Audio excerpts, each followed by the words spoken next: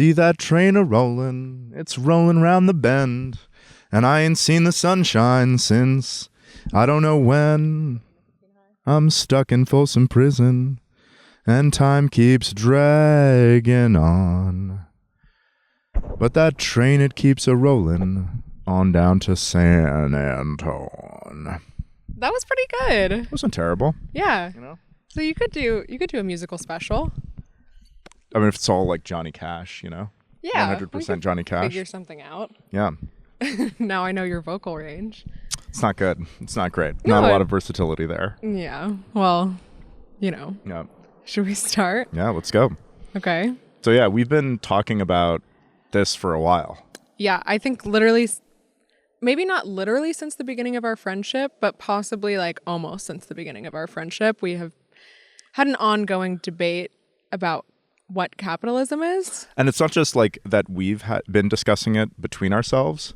It's also that people around us have been discussing it, and we've been discussing it with them. You know, our mutual friends, we often talk about, you know, what is capitalism, like dealing with some of the critiques that people have of capitalism, or making those critiques ourselves. Yes, exactly. Yeah. I think like, I don't know, my purpose in this discussion is I don't really think I'm coming at it as like a specific anything. Mm-hmm. Like we might clickbait it as like capitalist versus anti-capitalist or something, just spoiler alert, I doubt that I'm going to be like succinctly and successfully arguing an anti-capitalist position. Yeah. But Casey is honestly the first person that I've known that's actually been like hardcore, like I'm a capitalist. And I'm fascinated by that. Because most people my age, their only political position is that they're anti-capitalist. Right. Yeah. So it was fascinating for me to kind of hear you talk about why you like capitalism and Milton Friedman, who's like enemy number one in my previous book. And I don't know, I think like I'm trying to just suss out like what is it exactly that you're talking about when you talk about capitalism. Right. Yeah. What is capitalism and what is it that society is talking about? Because I think it's such a buzzword at this point that people have these ideas of like, this is what capitalism is, like fuck capitalism, or like I love capitalism, like we have capitalism to thank for this. Like, both positive and negative. Yeah. And I don't know, I think in the last couple months as we've been talking about it, we've kind of come up with like multiple definitions of capitalism, like what capitalism actually is. What capitalism actually is, and what do people mean when they say capitalism? Right. And this is a lot of what, you know, this is a lot of what people get hung up on. Like what is capitalism? I think capitalism is really very simple, that it's just private property. That's basically what capitalism is. That people think of, you know, markets and prices and trade as being defining features of capitalism, and they are, but they're what you get when the means of production are private property. You just make the rule that, you know, capital can be privately owned and people can do whatever with it that they like, and then what you get out of that, how people naturally then start to organize their affairs around, is, you know, prices and markets and money and firms and trade and everything like that. But in a way that's not sort of central to, you know, if you wanted to enact capitalism, you wouldn't say, okay, we have to have markets, we have to have prices, we have to have trade, we have to have, you know, finance. What you would enact is, okay, we're going to have private property, and capital can be, and things that we considered it like capital, you know, the classic, you know, things like factories and machines and everything, that can all be privately owned.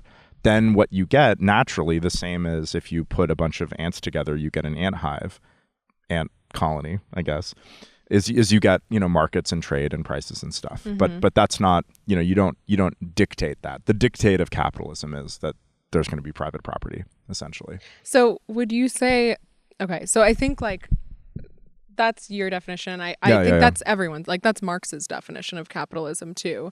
But I think like beyond that sort of private property definition, there's these critiques that end up sort of becoming definitions. So like one I would say is, you know, capitalism is a power structure or a hierarchy, like a way of organizing society where those who have the most capital have the most power, right? So like, and that is what drives then people to pursue profit and capital over anything else, is that you are pursuing more capital. You always want to get more capital because you will be able to control society with that. Right. And I think that's what a lot of people think capitalism is. There's other sort of side offshoots. Right. Yeah. I think it's like people, I guess I want to really be fair. Like, I think some of these critiques are like really kind of ridiculous, but like, it's like, yeah, like it is kind of, I think it is not in line with what we think is beautiful or what we think is pleasant, that we have sort of like fierce competition and people trying to, you know, satisfy their, I don't know, it's like everybody wants to like satisfy their needs and wants. Everybody sort of has unlimited needs and wants, and that under capitalism, it's all very visible, you know, and people see it and they don't like it. Well, okay, but I think on an individual level, right? Like, let's say someone is like an individual capitalist in the sense of like they are always trying to hustle and grind to make that like last cent, and they fuck over their friends and they compete with their friends. I mean, let me finish. Are we talking about an actual capitalism, or are we talking about a sort of caricature of capitalism? I'm talking about a hypothetical that's like an individual person that embodies that sort of critique of like super competitive. Okay, like, so this is the caricature profit. Of capitalism. Sure, yeah, that's what I'm saying. So like, how do you, I guess like with your argument, what I struggle with is like, where is the distinction between capitalism being a way to organize society and capitalism being a way that we think about meaning and structure in our individual lives? Right. Yeah. I think of capitalism as being merely a way to organize government and not the way that we should define meaning in our own lives, and not how we should organize our own lives. For a lot of people, doing capitalism actually involves a lot of like relaxing and slacking off and hanging out with their friends. And capitalism provides them the slack, the slack with which to do that, the excess resources, the excess time with which to do that. I think it makes sense that if your argument is that capitalism is the best way to create abundance in a society, then it's also the best way to like not live like a capitalist in your own individual life, because we have more abundance, we have more resources to share. You generally have a better life. Yeah, I see that. I think so. We've been, as we said, we've been preparing for this episode for like a long ass time. Yeah, literally every time we see each other, we'll always like go back and forth and argue a little bit about like these different things. But as a result, you know, when I'm watching TikToks or I'm on like Twitter, I'm talking to people in person, I'm taking note of any time that somebody says capitalism or blames capitalism and what exactly it is that they're talking about, like trying to get to the bottom of it. And I think one big critique that people have of the people listening, I'm just lighting my pipe. Yeah, it's some ASMR, honestly. I hope people are enjoying the audio. One big critique that I think people have that they claim is capitalism, but I think is actually not, and this is one that I will agree with you is absurd and ridiculous, is they conflate individual hustle culture, like grind set mindset, with capitalism. Right. And I while I think that comparison isn't fair in the sense that those people aren't correctly using the term, I do still think that people complaining about it is a fair societal phenomenon to be addressing. I just don't think it's like the type of thing where it's like, oh, why do I have to like slave away 9 to 5 just to like purchase all these consumptive goods and like just be striving for hustling and always getting more capital and always like competing with people. I don't want to live that way. It's not good for me. Well, one thing I will say about criticism of consumer culture is that it's almost always a criticism of what other people are consuming. Well, it's a projection. It's usually people feel it. Like, I think you're right, but it's oftentimes people projecting who are extremely consumerist themselves. I'm not sure. I mean, because I don't see people talk about their individual. When people make the criticism of we have this like consumer culture, they're often kind of criticizing what other people are consuming, not what they are consuming. I'm saying that so on a psychological level, that's because they're critiquing themselves and they can't handle that. I don't think so. I think what do you think? I think it's because they don't like what other people consume. I think that they think that what other people consume is like valueless, and in some sense that those other people should not want to consume those things. Yeah. They should not want to buy, whatever, like clothes or shoes or whatever. Yeah. So I think that to some degree, this critique is about thinking that what other people want and value is distasteful. Yeah. And then when capitalism gives people the things that they want, that's like a criticism. Like we were at Costco eating the $1.50 hot dogs the other day. Eating a couple soda and a hot dog that each cost $1.50. And one kind of criticism is like, God, like, look at capitalism, like forcing this like unhealthy food down people's throats, making it incredibly cheap. But I think it's that people like $1.50 hot dogs, and capitalism is just very efficient at giving people what they want. And in this example, I'm the person that you're saying, because I was like, God, this is what's ruining this country. It's not, though. I'm not offended by $1.50 hot dogs. I mean, that ties into a whole other kind of, actually, maybe this is a good way to segue into another critique of capitalism that I think you would share. It's not a critique of capitalism. It's a critique of society that I think you share, that people also conflate with capitalism, which is a critique of corporatism. So, I mean, that conversation that we were having about the $1.50 hot dog and soda devolved into me like going full conspiracy brain about Monsanto. Right. Yeah. I think like the idea that certain corporations have so much power because they have so much money is non-ideal, right? Yeah. You would agree with that? Yeah, certainly. Yeah. So yeah. Do you, I mean, I guess because your framing of capitalism is sort of this like anti-government framing, the difference between what you're talking about and the corporatism kind of control of society is that corporations can use the government to control society. That's right. So they can create laws or regulations or whatever that favor them, regulatory capture, and they can basically set up society so that people are coerced into buying their products and like essentially forced to.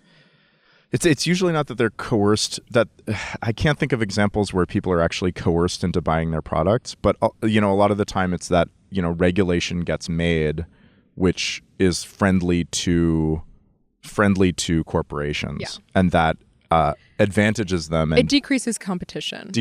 Yeah, that's what I mean. Yeah. That like maybe people aren't forced to, but they aren't really getting the free market of options. They're getting a fraction of that is like informed by regulation and policy that is lobbied by moneyed interests. Right. And I think that is what we're living through right now. That is like the soup of America. Yeah, I mean, maybe it's that under capitalism where things are competitive and private property is controlled by individuals, and the more successful individuals will start to allocate more and more capital. They'll like obtain and allocate more and more capital. That inequality, which is just, people controlling different amounts of resources, sometimes also leads to oftentimes like unequal capture of government. That the people who have more resources will be able to capture the government and like move things in their favor. That I think is the thing that people don't like about capitalism. I think. Yeah. And it's like I always see that as being as being a failure of government. Right. And I think other people see that as being something that capitalism does. It's very unclear to me. I mean, it's like it's hard, like, because there are kind of good things about inequality too. Like, if you can't, if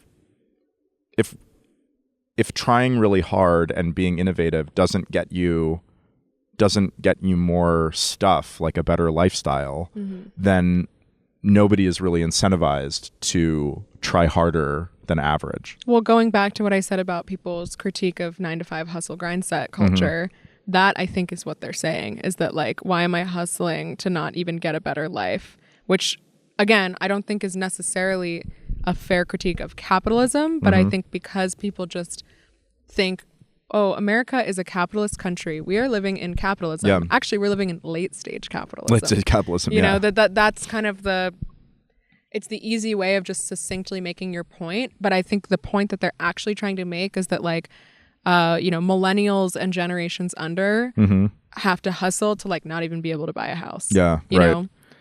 Yeah, I mean, this is the fiat. This is the fiat. Yeah, now we get to like, why are we talking about capitalism? Yeah. On this, like, why are we talking about capitalism? We usually talk about Bitcoin. Like, why is Bitcoin even related to capitalism?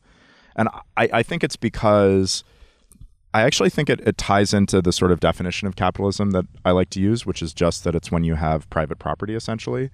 So Bitcoin is a money that is usually like money, currency, and finance are all very highly regulated things because they're easy for the government to regulate. If I, say, hi, I'm going to issue a currency, I don't know if it's going to be like a gold-backed currency or some other kind of currency. That's a very visible public activity, and the government is going to be able to regulate me if they want to. They're going to be able to send goons to my house and like arrest me if I don't do what they want. And Bitcoin evades regulation. It's unseizable. It's decentralized. It can't be controlled, and as a result, it makes it's a private property money, and it's that moving of money from a realm where the government can regulate it, from a form that government can regulate it, creating a form of money that government can't regulate it, making it private property. And that is why it's related to capitalism, because capitalism is about, when it's unregulatable capital, right? That's what capitalism is about. And it makes money that kind of unregulatable capital. And thus Bitcoin and capitalism are inexorably intertwined. So I guess in my, journey towards becoming a Bitcoiner, there have been certain terms that I never thought I would associate myself with that I'm starting to. Yeah. Or that I fully embrace at this point. Yeah. Anarchism is one. Yeah, right. Anti-government is another. Yep. Capitalism, I'm less inclined to embrace. And I want to know, what do you think is the difference between those three terms? Yeah. Like what is the nuance in the difference between anarchism, being anti-government, and being a capitalist? Yeah. So, I mean, I guess a lot of anarchists, for me personally, I consider myself an anarchist. And that's about my moral intuitions. Yeah. I think I agree with you on that. Yeah. I've always thought that coercion is wrong. I've just started from a point that like coercion is wrong. And everything that the government does has always seemed to me to be obviously coercive. And I've never believed that there was, for example, like a social contract that somehow legitimized government coercion. That just never struck me as being reasonable. Interesting. Yeah, well, I think that a lot of people think that. Like, a lot of people say, like, okay, well, the government is coercive, but it's you don't get murdered. No, but that it's a democracy, or that it's somehow like the will of the on and our so rules. Yeah, so it's not that we're being coerced; it's that there's a social contract, and we get things, and we give things up, and in return, one of the things that we give up is sort of freedom from coercion at all times. We accept certain kinds of coercion, but that's never struck me as being the reality of government. The government doesn't embody my wishes, and if I want to opt out, I'm unable to. Well, what about like base level things like if you murder someone, you're going to go to jail, like those sort of things seem like an obvious social contract to me, where you engage in these rules of society for protection of yourself in some way. Yeah, I mean, it's the thing that I think of that. I mean, I think that is good. I think a lot of like rule of law and like safety from violence is good. Is that a social contract? I mean, I can't opt out of it. I can't, if the government gets crazy and starts, enforcing laws in a crazy way, I don't have any option to exit. It's not like a voluntary contract. Like calling it a social contract is very weird. Voluntary participation or no? Yeah, that I can't say, hey, like this deal that I'm getting, I don't want to get this deal anymore. Yeah. Like that is what stops it from being a social contract. I didn't opt in. I have no meaningful opt out. I can't dictate any of the terms of that contract. Okay. Go on with your slight aside there with that. I just am clarifying. What was I saying before? I was asking you anarchism versus anti-government versus capitalism. Oh, yeah. You're talking about coercion. Yeah, so like I'm an anarchist because I think that coercion is wrong and all forms of government involve some amount of coercion. And so that makes me like just sort of inherently like dislike those forms of government. So let's say that So I think of anarchism as being about free association, which is another way of saying what you're saying. Sure, yeah. Where you're not forced to participate in any dynamic social contract, whatever you want to call it. Right. But if you decide with a group of people in your neighborhood that, you know what, it would just be a lot easier if we all got together and we just pitched in some money and built some roads in our neighborhood. Sure, yeah. And everyone's fine with that. And some people are like, you know what, actually, I don't want a road. And you're like, okay, well, then we're not going to build you a driveway or whatever thing. That like, there's some level of like, free association, participation, that level of, would you call that government? What would you call that? Yeah, it certainly has some of the properties of government. I mean, like it's complicated. Like we'd have to talk about the details. But like, yeah, if a bunch of people like wanted to like make contracts among themselves, so like, I mean, I think the ability to contract is the ability to give up your own rights surrounding your use of your own property in exchange for things from other people, and so if people wanted to make those sort of voluntary contracts among themselves, I don't know if that's really government. Like, when does it become government? Yeah, that's almost like a definitional question. But government, it is. I'm asking. Yeah. Yeah. I'm getting into the. This is hard stuff here. So yeah, when does it become government? I guess it becomes government when it's. Is it enforcement?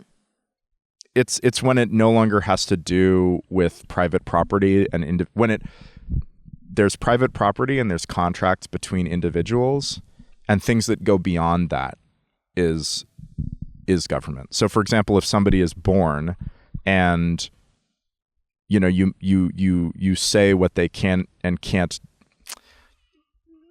when this is so complicated. I know. Yeah. Well, listen, this has been a multi-month. Yeah. So when I'm opted into agreements that I didn't make, that is when it starts to be government. When they say, okay, you can't smoke weed, you can't grow and smoke weed on your own property. And I never agreed to this. I never moved somewhere where I agreed to this. That is kind of where it starts to become government. Okay. But it's a slippery slope. And my problem isn't really with government exactly. Like now we sort of have to differentiate between moral arguments and consequential arguments. Yeah. Consequentialist arguments. So I would argue, I think just to give a little bit of my summary of what I think both of us think and how I think we're foils is I think that your argument about capitalism is a pragmatic one. Yep. Yep. It's that I don't think that capitalism is inherently moral. It's not my moral intuition that private property is good. Right. Really. It's that it seems to be the best way to organize that I can think of. Sure. I would really like some sort of socialist utopia. Like I watch Star Trek: The Next Generation a lot, and that sort of world where everybody is clearly acting in just sort of altruistically for the benefit of society and for the benefit of everybody. That is sort of my ideal. I would love that, but I don't think that's achievable in practice. And so as a result, I think okay, well, what are the best things what seems to work the best? And it seems like private property and thus capitalism winds up working the best, that it creates the best incentives, that people work hard to create abundance so that they can benefit from it personally. And then that, spills over into the society and we get the best society that we want. But it's not based on my moral intuitions. It's just based on, consequential observations about the consequences of different policies. So I think you are a capitalist in a pragmatic sense. I call myself an anarcho-pragmatist. Sure. Yeah. But I think, I guess like, I think you think capitalism pragmatically makes sense, and then you're a moral anarchist in the sense that you actually think that that's right and wrong. Yeah. Like, you think about it in terms of right and wrong. That's right. And then you think of capitalism in terms of like, okay, well, what's the best option? Yeah. I am the exact opposite, where I feel like I'm like, morally, I think capitalism is kind of wrong.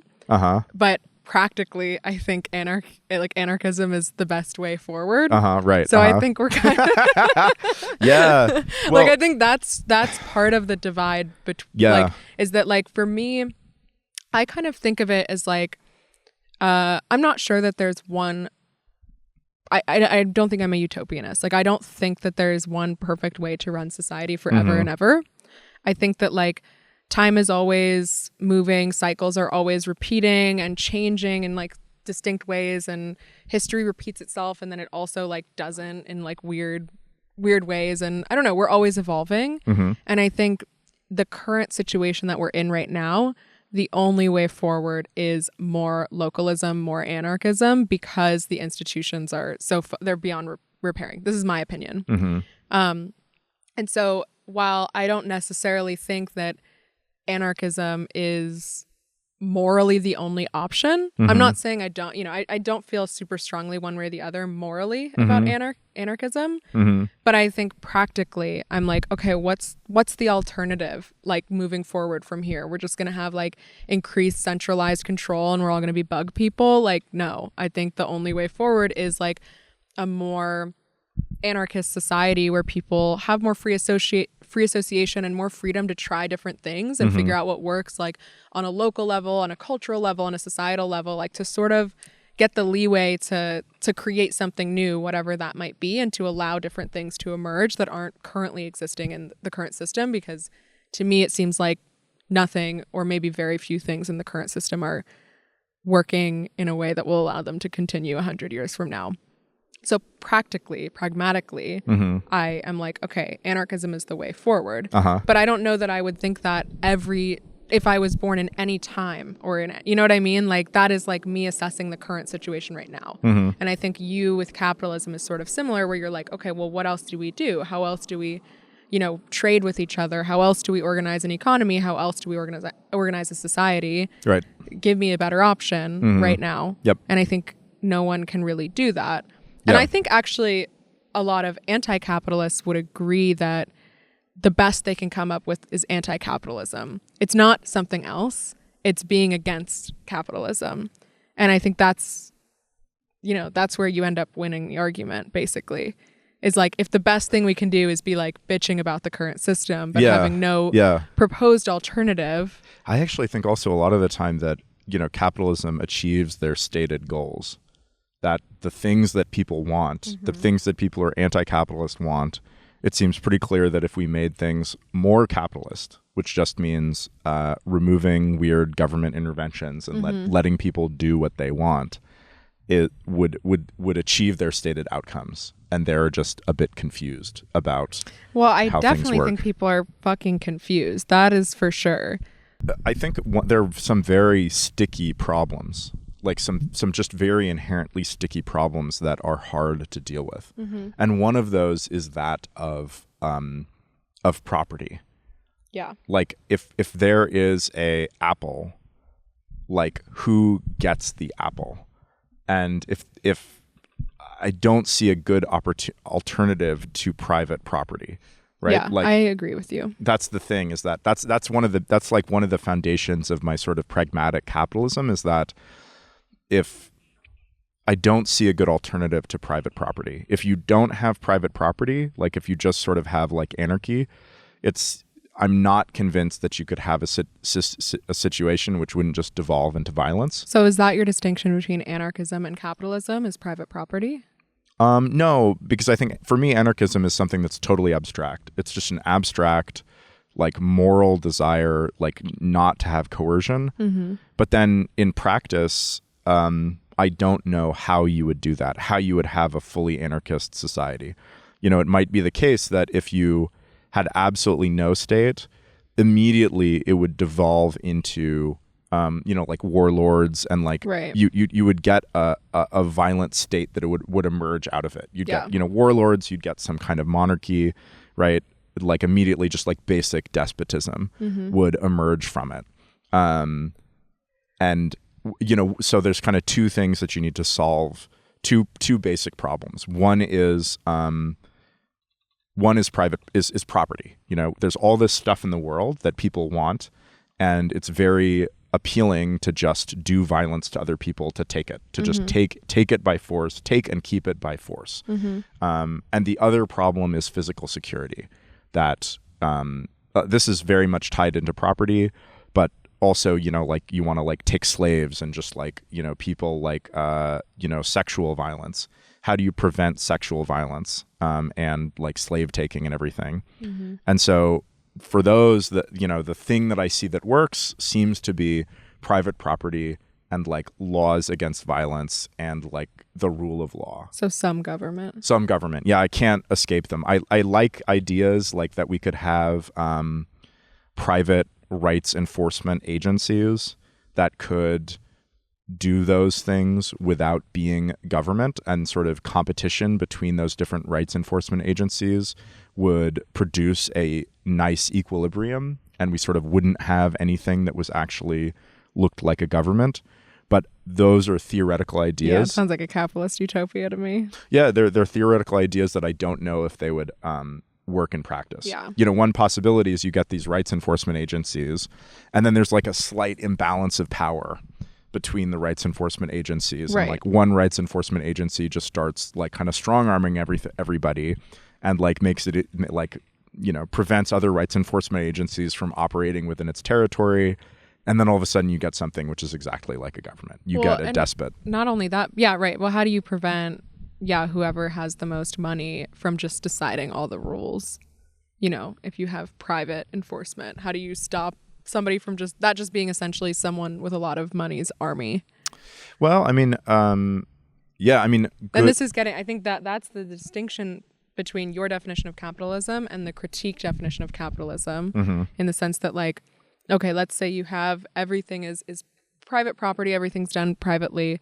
How do you prevent, essentially, I don't know if monopoly is the right word, but right. like, from power just becoming centralized in the control of a few capitalists, Sure.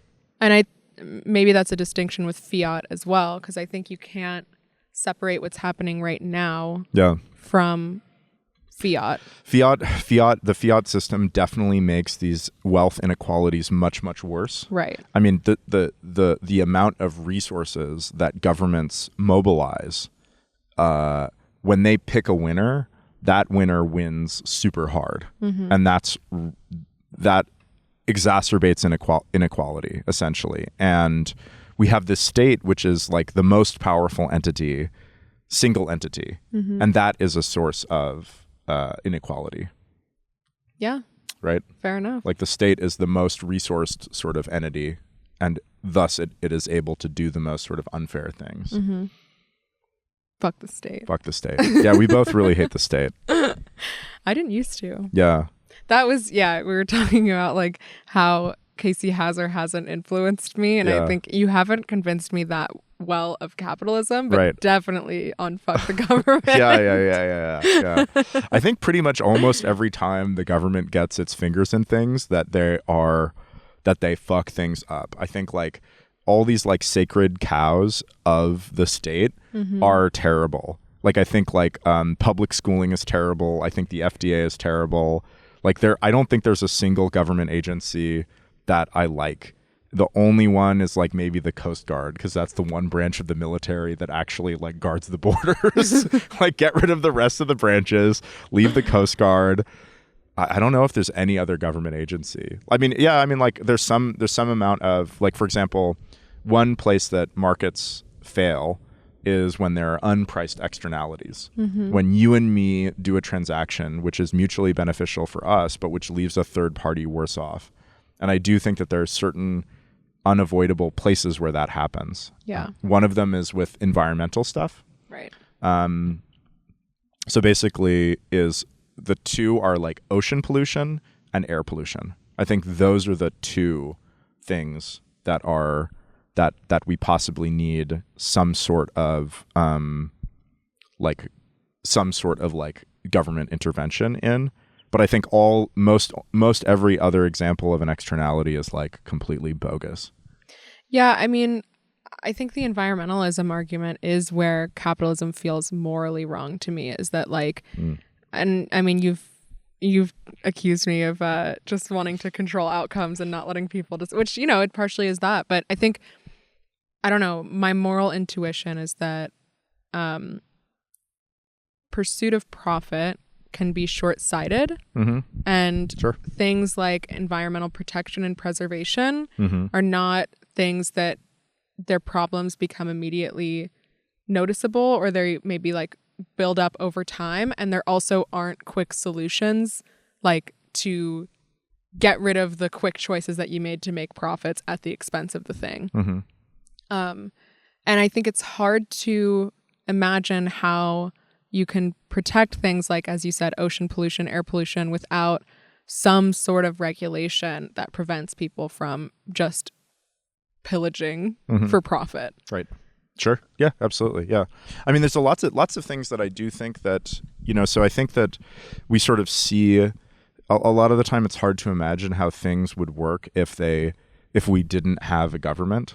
Like one, I guess it's sort of a straw man critique of libertarianism is like, who's going to build the roads? Yeah. And I think it's actually really simple, like that if we didn't have government agencies building roads, we would figure out how to build roads, and it would be just incredibly trivial. Like groups of property owners were like, we need roads. They would, you know, form associations that would pay for the roads. Private individuals would build roads between places that needed roads and, you know, have tolls and stuff like that. Similarly, you know, for example, national parks. People care enormously about preserving natural areas, both because they like the idea of preserving them and because they want to go visit them. So the idea that if we didn't have like state parks and we didn't have government preservation of natural areas, that this would somehow like just completely vanish under private organization. I don't think that's the case, because I think that the reason that governments do these things is because people want governments to do them. And if we didn't have the government doing them, people would just privately organize to do them. That's an interesting point. Yeah, that's fair. I think what that makes me think of is, I think, you know, one of the issues that people in, you know, middle class and upper middle class America have is like a lack of fulfillment that I think they sometimes blame on capitalism. Like they're working incredibly cushy tech jobs or whatever, you know, and they live in beautiful apartments and they have anything they could ever want, and they feel empty, and they think, okay, capitalism didn't really deliver on its promises of a better life. And I think what you're describing actually sort of gets at that, where it's like, okay, let's say that all of a sudden the government is not deciding that this is going to happen, and you know, whatever, your base level participation is essentially just voting for one party or the other, and and paying your taxes. And that's the entire extent of your involvement in political organization or organization of society in general. Let's say that disappeared, and all of a sudden you have to figure out like, it's like, how to make roads, how to protect what you care about. Then like all of a sudden your actions become a lot more meaningful, right? You're really blackpilling me on voting right now. Like I hate voting, but this is another reason to hate voting, that people think that like the way that they can have an impact on society is once a year going into a little booth and like writing down their stupid opinions on a piece of paper and putting them into a box. Like, I do love doing that, and writing my stupid opinions down on a piece of paper.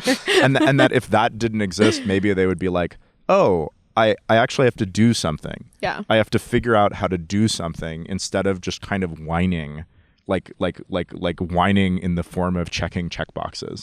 That in a way, like voting like cucks us all into thinking that the only way we can do anything is by participating in this super broken process. Well, it sort of makes it that way, right? Because if it's the government's job to do X, Y, or Z, then like, there's not going to be private organization to do that. There's not really going to be a way to get involved in that. The only thing you do, like, you're like, oh, the government is going to do this, so what am I going to do? I'm going to try to influence the government. No, right. I think about this all the time, and I feel like democracy could be a whole other episode. Democracy. Like, that we can, democracy is like, if you want to see me really just get like hostile and mean, like that's I just hate democracy so we don't have much. I hate it so much. Right, we're not it's just gonna do it. like We're not people think democracy is so great, and it's just fucking trash. Holy shit! And they're like, "Oh, are you a fascist? Is that what you want? Do you want?" No, I don't want fascism. Come on, Jesus. Yeah, you've got some unpopular opinions. Yeah, I'm reining it in. Yeah. You gotta keep it under control. But what I was gonna say was, what was I gonna say? Fuck, now I'm forgetting. Well, we're sort of talking about how people are sort of, like corralled into this, yes. thinking this one method of influencing the world is what they can do. Right. What I was going to say is, I think about that all the time with, if you want to do something or like get involved or like show that you care about something, the only thing that you can do is politically organize to try to win elections. Yep. That is the extent. Yep. I mean, obviously, I'm sure there's cases where that's not, the case, but the majority of any sort of doing something in society is politically organizing for elections, getting certain candidates on a ballot and depending on your representative for essentially allocating government funding to do it for you. And I don't know if it was always like that.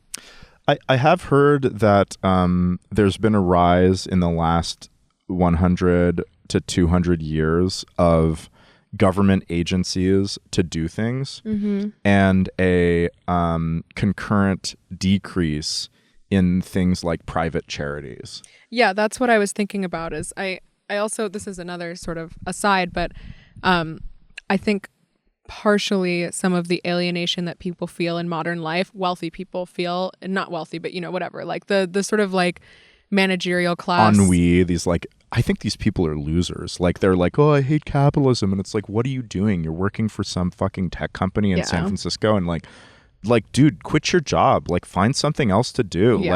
There's so much like abundance. Like you could get a job that paid a quarter of what you're making and still eat. And like you could devote all your time to whatever you enjoy. Yeah, like making podcasts, like making podcasts in the forest, like dressing up and going to the woods. Yeah. The ultimate anti-capitalist act. Yeah. No, but what I was going to say is I think partially some of their unfulfillment comes from not being connected to place. And I think historically it was much more common for millionaires and wealthy people to be extremely involved in the city that they live in. Like I think about like when I lived in Pittsburgh, so much of like the architecture and just the entire city was built by extremely wealthy people like Carnegie Mellon, like those sort of like industrial era millionaires, billionaires, whatever, that lived in Pittsburgh, and they didn't have such jet-setting lifestyles where maybe they have like a home here and a home here and they're online. And like, I think now we're not as connected to place as we used to be, just because it's easy to travel, it's easy to escape online, whatever it is.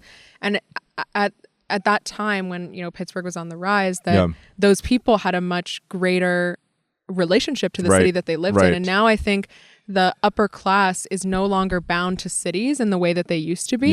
So there's not as much incentive for the wives to do their charity work or like to build this museum or to do whatever, that sort of private charity stuff. Like your argument about, the government stepping in and sort of pushing out private like that, I'm sure that's part of it as well. But I think, disconnection to place, people not really giving a shit or feeling like they can have any influence over the place that they live in.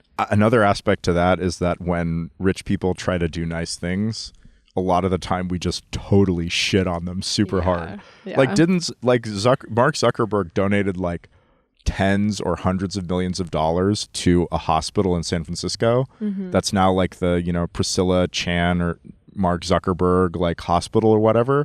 And people like fucking shit on him.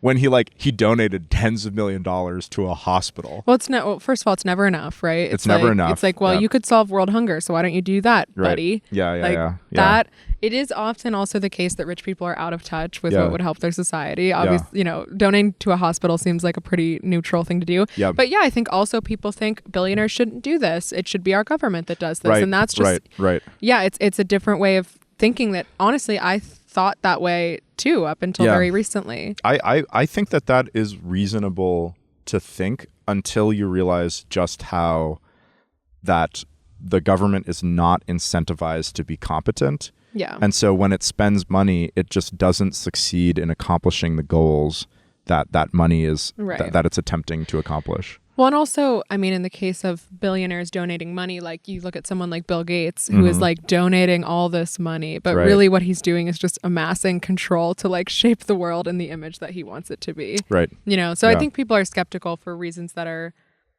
I don't know, it's hard. It's like, it's hard to ask people to have faith in anything. Like this actually maybe goes back to Bitcoin, but you know, I think there's a lot of people who are anti-capitalist. Maybe there's a different word that they could be using that would better describe what they're anti, but capitalist for whatever reason is this, maybe it's a Cold War holdout, like that America was like, we're capitalists and capitalism won. And people are like, well, if this is capitalism, then fuck this. Like maybe that's why that word is the one. But, you know, I think it's easy to be against things. It's hard to actually believe in something. Yeah. And I think, I don't know, I don't necessarily blame people for not having faith in something like private parties making society better. Like why would they think that? You know? Yeah. I mean, it's a confusing thing. It's like, oh yeah, well, like why would private parties make things better? And it's like, well, yeah, it's everybody's sort of competing to like provide things that are valuable. And so people wind up doing useful things even though they're pursuing their own self-interests. And we don't actually have like a really good idea of what to do. So we can't really elect somebody that we just tell them what to do. I think the personal values versus societal organization is like a really important point, is that people, you get, okay, we create private property and we let people do what we want. And then we see a lot of like markets and trade and finance and stuff. And then people look at that and they go, well, is that what you're telling me that that's what I'm supposed to value in my life? And it's like, no, definitely not. There's a parody religion called the Church of the Subgenius. I don't know if you've ever seen. It's actually really appropriate that I have a pipe, because the icon god or something of this parody religion is called Bob Dobbs, I think. And he's this sort of like Norman Rockwell looking like picture of sort of like a cheerful like 50s sort of like American man. I believe he smokes a pipe. And this parody religion has a concept that I actually think is legitimately incredibly useful. Like the central value of the Church of the Subgenius is Slack. Slack. Yeah. What do you mean? Slack is... Slack, like the messaging app? Definitely not Slack. No, definitely not the messaging app. No.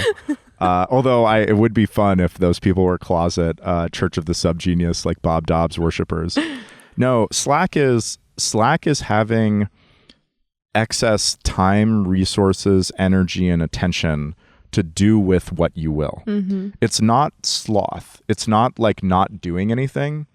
It's having the time to do what you want. It's not having a bunch of things constantly that you have to attend to. Like an example of a person, and so what I'm getting at is I actually think that Slack is what people should be focusing on when they focus on what they should be doing with their own lives. Yeah. They should be accumulating Slack, which is the space to do what you want. Yeah. And they look at, so an example of somebody who's kind of like in our capitalist society who's doing it wrong is somebody who, like, as their income increases, their spending is always increasing, such that they can't quit their job, they can't work less, they can't pursue something that's interesting to them. That's a person who isn't accumulating Slack. Yeah. They're accumulating more resources and more money, but none of it is free to let them self-actualize. Yeah. Slack is what lets you self-actualize, right? It lets you decide what is important for you and do those things. And so I think the key is sort of the thing that maybe makes me like capitalism is that I think that capitalism, what you should do in a capitalist society is figure out how you can use it to accumulate Slack to do the things that you think are important to you. Yeah. And maybe those things are going to be the things that actually make money. That's a possibility. That's a great way to get Slack, is to do something that you want to be doing anyways and make money at it. So what I'm getting, so I sort of said this a second ago, but yeah, people look at capitalism and they look at markets and stuff and they go like, well, that's not that seems like a terrible value system. Yeah. But it's not a value system. Well, it sort of is, right. It is a terrible value system for an individual to have. It's a terrible value system for everybody. We shouldn't value it. We should see it as a means to figure out what we like and do what we want to do and get ourselves the space to do what we want to do and self-actualize. Do you think, though, that a capitalist society creates people who are individually, spiritually capitalist? I'm not necessarily arguing it does. I'm just, just thinking about it in terms of like if you have a society that's organized around profit and assume that everyone is not a free, independent thinker who's trying to come to their own conclusions, are you just going to create a society of people that their meaning is basically to make money? Because I think that is that. I do think that is often what happens. But I think the solution is not change the political system. It's like have a cultural, like have religion or have something else. Like that there needs to be something else besides just the political system that defines people's lives. Yeah. Because I think you will. I think if you have a spiritual vacuum, people will fill it with the system that they're living in. Yeah, I mean, this is true. Yeah. I mean, to some extent capitalism does, markets and prices and stuff does give people hints about what might be valuable. Like when you see something, the price system, when something has a high price, it means people really want it. And maybe it's valuable to think about making more of it. It does actually kind of put you in touch with the needs and desires of other people. Right. But yeah, I don't know. Maybe people aren't really sophisticated enough to grasp that. They don't really understand. I don't think people really understand where prices come from or like how prices worked. And if they were more aware of that, like things with high prices are things that other people value. Like it's then interesting and worthy to think about how to provide those things. Then maybe they would have a better opinion of capitalism. Well, and I think, if you are a business owner or somebody who's like trying to solve a problem and you're the person who's like solving it and reaping the rewards from that, that is infinitely more fulfilling than being one of 1,000 employees or multiple thousands of employees at Amazon or whatever. Absolutely. Yeah. Have you heard about the what's it called? Overemployed? Overemployed? Yeah, like overemployment. It's sort of people who, now that everything has gone remote, are taking multiple full-time jobs at the same time. So I think it's a subreddit, like r/overemployed. I might be getting the name wrong. And then they have this like funny lingo. So they have like J1, J2, J3, J4. That's job 1, job 2, job 3, job 4. And they're like, yeah, I started with job 1, which was a remote marketing position. And then I'm like ramping up slowly. I don't want to go too fast. So last summer I started J2, which is like, some like, intermediate like managerial position and like strategies for that. I actually think that's really helpful. I could do that. That would be. Yeah. And basically because I think that if people can do that, it's because companies are not actually accurately assessing how valuable their employees are. Like if you can do 10 hours a week or like 5 hours a week of work at a company, you're actually putting in 5 hours a week and they're paying you $200,000 a year, that company deserves to bleed that money because they're just like total idiots. And so I think that like it's revealing a lot of like, it'll make things more efficient. And this is getting into what you said about like, is it really satisfying to be, in one of thousands of employees at Amazon? I think a lot of the time why those jobs are inefficient are unsatisfying is because they're very inefficient, that those companies have very inefficient internal processes. And as an employee, you're constantly just doing things that are like kind of worthless. Yeah. And I think like when those companies face constraints that force them to become more efficient, that is like great. Like if companies start to realize that like, actually we can just cut these jobs out, like all the people who have bullshit jobs, if they just all got fired, then they would find something useful to do. They'd be forced to actually find something useful to do. Yeah, I think you would have a major chaos in the in-between. I don't want them to get fired all at once. I just want them to get fired one by one. And then then you have people like, then you have to have people who are like, okay, well, I'm going to try to do something useful. Or like the companies that do employ people to do useful things will like, you have company 1, which has 1,000 employees, and 800 of them are doing bullshit jobs. You have company 2 that has 100 employees and none of them are doing bullshit jobs.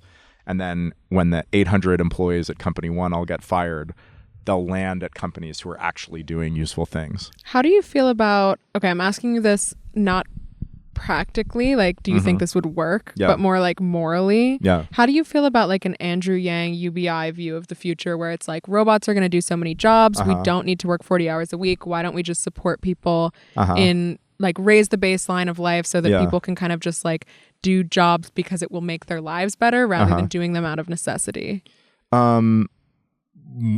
You're asking me morally or practically? Okay, I'm not saying like I don't want you to give me like an economics argument for why that won't work. I'm asking like, do you think that would, if it worked, would that be like a way to organize society that would bring fulfillment to people? Absolutely not. Okay. I think people would be super empty. I think that's like the definition of the... You gotta hustle to find meaning? No, that like, what are you doing? You're just like getting a check and then consuming things. Like, I think that real meaning... Well, the idea is that the baseline wouldn't be a comfortable life. The baseline would be like, you're not going to die, you know, and then on top of that, you can do jobs to make your life better.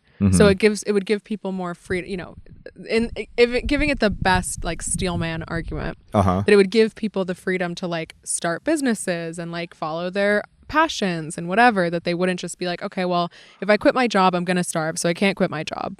I don't know if I can really react to this without giving the like economic point of view. All right. Well, maybe we shouldn't get into it then. Yeah. Like, I think that like if you gave people a lot of money, they wouldn't have to find productive things to do. And so we would produce less stuff and then our qualities of life would go down. So do you think that the threat of risk or like having to take a risk in order to get something is... Because I think people won't take a risk, and so they won't do things that are fulfilling to them, generally. That's not everyone. Of course, there are people that will take risks to do something that's more fulfilling or more worthy.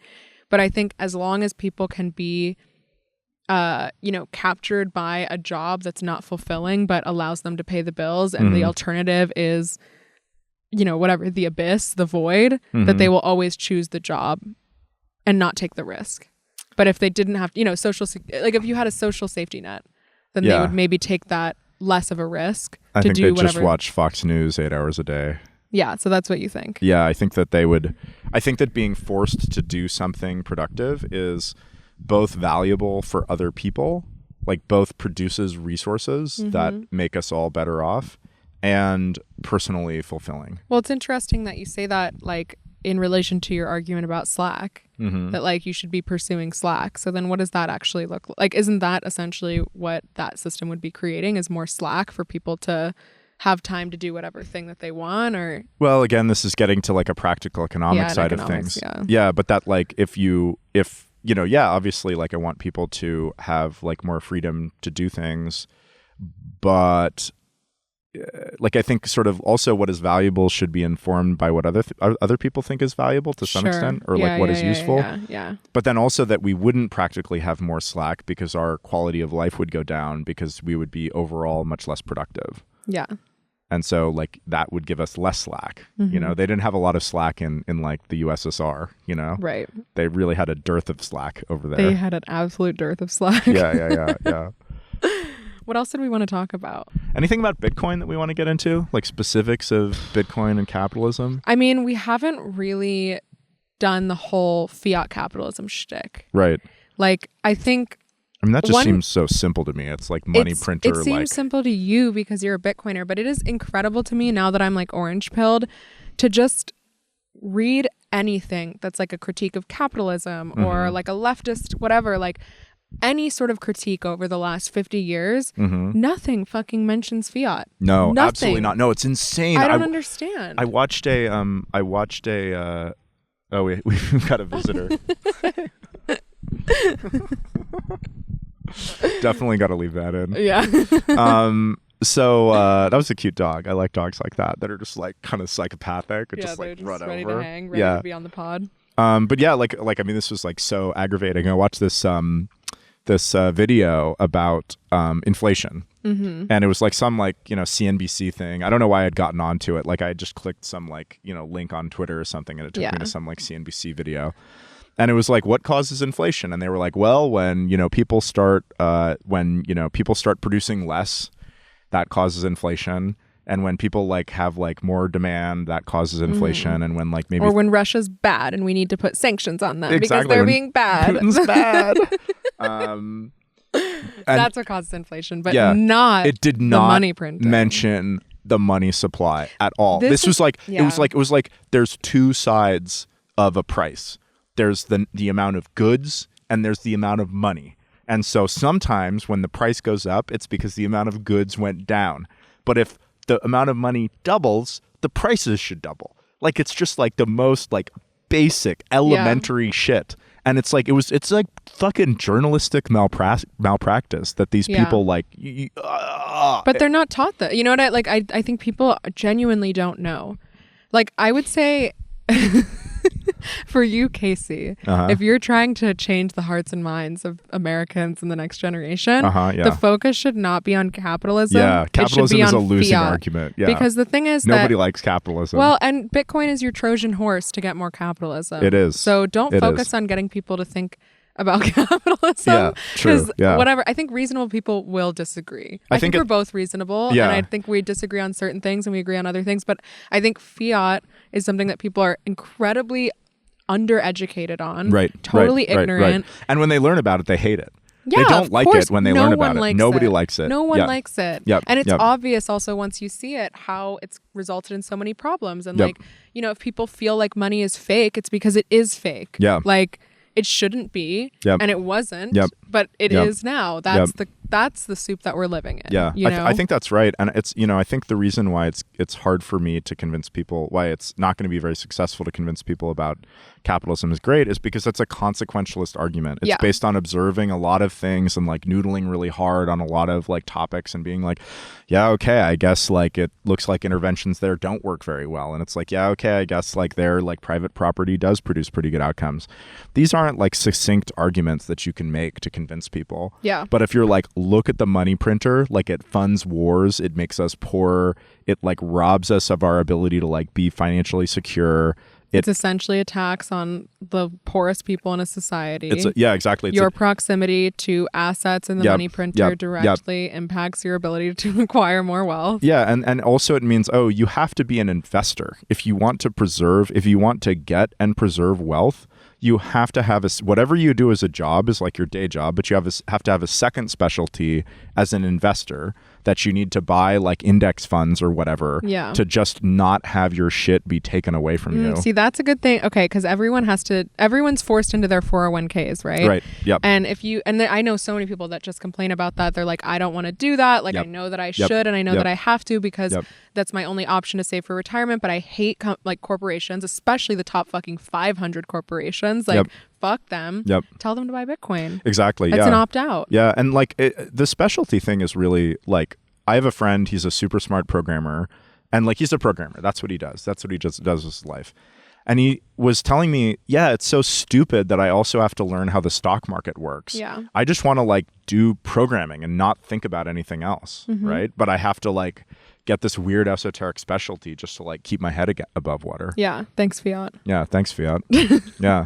Maybe we just need to have the anti-Fiat episode. Yes. Just like shit on Fiat for like an hour and a half. Let's do it. Yeah. That'll be a lot of good clips. We did that a little bit with the inflation episode, but I think that was like our second episode. Yeah. So I think we can get even more into it. I mean, like war has come from money printer. Yeah. Straight up. Exactly. Yeah.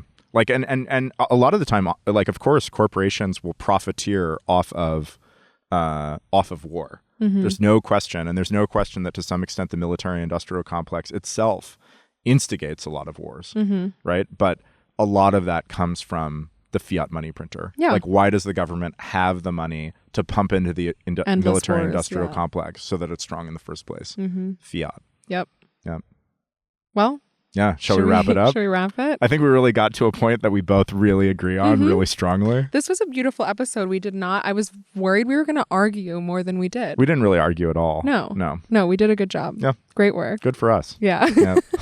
Well, thanks, Casey. Yeah. I had a great time. Thank you, Erin. I had a great time as well. All right. See you next time. See you next time.